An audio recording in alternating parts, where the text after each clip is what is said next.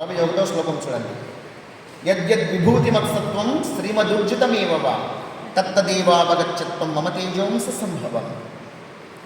అర్జున, యద్యద్విభూతిమత్సత్వం, ఏదైతే ప్రకాశవంతంగా, ప్రభావవంతంగా, శక్తివంతంగా, అద్భుతంగా, ఐశ్వర్యవంతంగా, కాంతివంతంగా, శక్తివంతంగా, తేజోవంతంగా, జ్ఞానవంతంగా ప్రవర్ధిల్లుతూ ఉంది అంటే అది కేవలం నా యొక్క అంశ అందులో ఉంది కాబట్టే అది ప్రకాశిస్తూ ఉందని తెలుసుకో.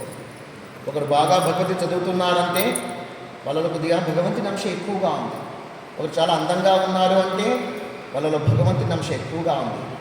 ఒకరిలో సంగీతం చాలా చక్కగా పాడుతున్నారు అంటే అందులో వాళ్ళకు భగవంతుని యొక్క అంశ అధికంగా ఉంది.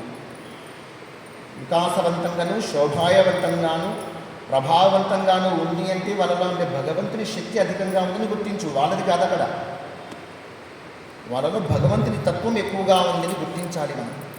అలా ఎప్పుడైతే గుర్తించగలుగుతామో ఆ భగవంతునికి శరణం వేడతాం. అక్కడ వ్యక్తిని కాదు, అందులో ఉండే భగవంతునికి మనము మెచ్చుకోవాలి. అక్కడ వాళ్ళ టాలెంట్ని మెచ్చుకోవాలి. అక్కడ ఆ టాలెంట్ ఎవరి సొత్తు అంటే భగవంతుని సొత్తు. స్త్రీలలో ఉండేటువంటి మాంగళ్యం కావచ్చు, వంపు, సొంపు, జ్ఞప్తి, ధారణ, నేర్పు, సహనము, శాంతము, ఇవన్నీ కూడా నా వలనే కలుగుతున్నాయని ఇదే 10వ అధ్యాయం చెప్తున్నాడు భగవంతుడు. ఈ విధంగా కీర్తివంతంగా, ప్రకాశవంతంగా, శక్తివంతంగా, ప్రభావవంతంగా ఏదైనా ఒక వస్తువు కావచ్చు, ఒక వ్యక్తి కావచ్చు విరాజుతూ ఉన్నాడు అంటే అందులో భగవంతుడు ఎక్కువగా ఉన్నారని గుర్తించుకోవాలి. అని ఆ భగవంతునికి మనము మెచ్చుకోవాలి, ఆ భగవత్ శక్తికి మనము మెచ్చుకోవాలి.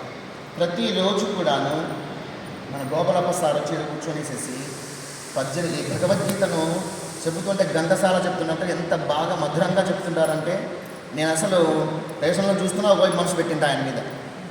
ఎంత దోషాలే లేకుండా భావం కూడా చాలా అద్భుతంగా చెప్తుంటారు గోపాలప్రసాద్. అది